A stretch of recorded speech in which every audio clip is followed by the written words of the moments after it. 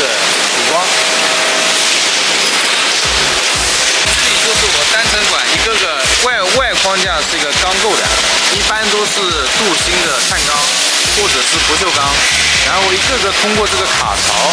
啊，因为你看来到这里啊，它每一组它是中间是这一个个这卡槽往上叠加上去的，然后一根根管嵌在里面啊，然后从上往下一层层全部组装完。